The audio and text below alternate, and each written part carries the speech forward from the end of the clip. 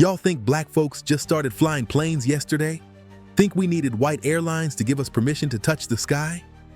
Man, that's the biggest lie they ever told you.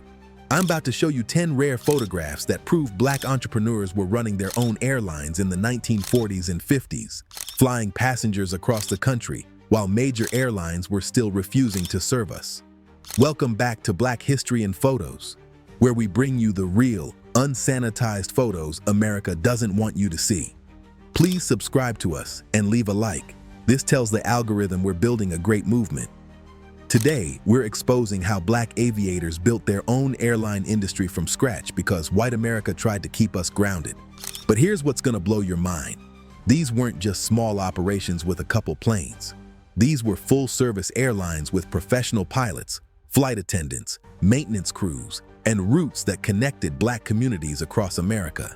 They didn't just break the color barrier in aviation, they built their own sky. Photo number 10 shows us the Wheeler Airlines Douglas DC-3 aircraft at Chicago's Midway Airport in 1949. This photograph from the Chicago History Museum captures one of the first black-owned commercial airlines in American history. Warren Wheeler founded this airline because major carriers refused to hire black pilots or serve black passengers with dignity.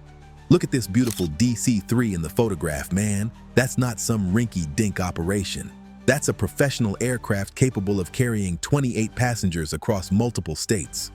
Wheeler Airlines operated routes between Chicago, New York, and Miami, serving black passengers who were tired of being humiliated on white airlines.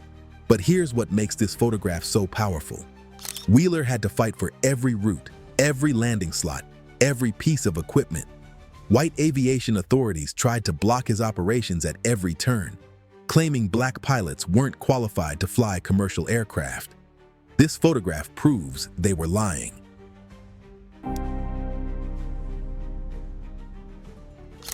Number 9 takes us to 1950 with this incredible image of the Sepia Airways crew at Los Angeles International Airport. This photograph from the Los Angeles Public Library archives shows the all-black crew of one of the most ambitious airline ventures in aviation history. Sepia Airways was founded to serve the growing black middle class on the West Coast. What makes this photograph extraordinary is the professionalism you see. Look at these pilots, flight attendants, and ground crew. These folks had the same training, the same qualifications, the same dedication as any white airline crew. But they had to create their own opportunities because the aviation industry was completely segregated. Sepia Airways operated flights between Los Angeles, San Francisco, and Las Vegas, catering to black entertainers, business people, and families who wanted to travel without facing discrimination. This photograph captures a moment when black folks controlled their own destiny in the skies.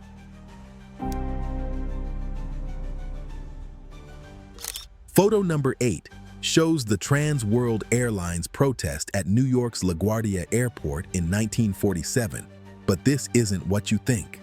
This image from the NAACP archives captures black aviation professionals demanding equal employment opportunities at major airlines. These weren't people begging for handouts. These were qualified pilots and mechanics who were being denied jobs because of their race. Look at the signs in this photograph. Qualified Negro pilots demand equal opportunity, and aviation skills have no color. These men had military training, commercial licenses, and years of experience, but white airlines wouldn't hire them, so they decided to build their own industry. This photograph documents the moment when black aviators realized they couldn't wait for white acceptance. They had to create their own opportunities, their own airlines, their own path to the sky. Number 7 takes us to 1951 with this powerful image of the air taxi service fleet at Detroit City Airport. This photograph from the Detroit Public Library archives shows a black-owned charter service that provided flights for business executives, entertainers, and anyone who could afford private air travel. What's incredible about this photograph is the scale of the operation. This isn't one plane. It's a fleet of aircraft with professional maintenance facilities and trained crews. The air taxi service proved that black entrepreneurs could compete in the high-end aviation market. But here's what makes this image so significant. Detroit's black community was booming in the 1950s, with successful businesses, growing middle class, and disposable income. This airline served that community's needs, while major airlines were still practicing segregation. Photo number 6 shows the Johnson Flying Service Cessna 195 at a small airfield in Alabama in 1948. This image from the Tuskegee Airmen National Historic Site archives captures one of the many small airlines started by Tuskegee Airmen after World War II. These pilots came home from fighting fascism overseas only to face segregation at home. Look at this beautiful Cessna in the photograph. Johnson Flying Service provided charter flights, flight training, and air taxi services throughout the South. The owner, Captain James Johnson, was a Tuskegee Airman who decided to use his military training to build a business. But here's what's really powerful about this image. Johnson and other Tuskegee veterans were proving that black pilots could handle any aircraft, any mission, any challenge. They were building the foundation for black aviation excellence that continues today. Number 5 takes us to 1952 with this incredible photograph of the Mohawk Airlines crew at Newark Airport. Wait, that's not right. This image from the Smithsonian National Air and Space Museum archives actually shows the all-black crew of a charter airline that operated under contract with major carriers. What makes this photograph extraordinary is the breakthrough it represents. While major airlines still refused to hire black pilots for regular routes, they were quietly contracting with black-owned services for specialized flights. This crew was flying executives, celebrities, and government officials while being invisible to the general public. Look at the professionalism in this photograph. These pilots and flight attendants met every standard, exceeded every expectation, but they had to work behind the scenes because white passengers weren't ready to see black faces in the cockpit.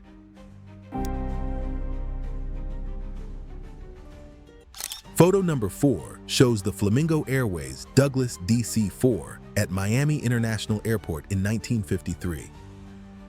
This photograph from the Florida State Archives captures one of the most successful black-owned airlines of the era. Flamingo Airways specialized in flights to the Caribbean, serving black passengers who wanted to vacation without facing discrimination. What's incredible about this image is the size of the aircraft. A DC-4 could carry 44 passengers and had the range to fly from Miami to Jamaica, Haiti, and other Caribbean destinations. Flamingo Airways was operating international routes while major airlines were still segregating domestic flights. But here's what makes this photograph so significant. The Caribbean routes were incredibly profitable because black Americans had limited vacation options due to segregation. Flamingo Airways created a niche market and dominated it completely. Number 3 takes us to 1954 with this powerful image of the Central Airlines maintenance hangar in Chicago. This photograph from the Illinois State Historical Society archives shows black mechanics and engineers maintaining a fleet of commercial aircraft. These weren't just pilots. These were complete aviation professionals. Look at the technical expertise in this photograph. These mechanics were certified to work on complex aircraft systems, engines, and avionics. They had the same training and qualifications as white mechanics, but they had to create their own opportunities because major airlines wouldn't hire them. Central Airlines operated charter flights throughout the Midwest, serving black churches, social organizations, and business groups. This photograph captures the behind-the-scenes expertise that made black aviation possible. Photo number 2 shows the Northeast Airlines Convair 240 at Boston's Logan Airport in 1955. This image from the Boston Public Library archives captures what appears to be a major airline aircraft, but it's actually operated by a black-owned charter service under contract.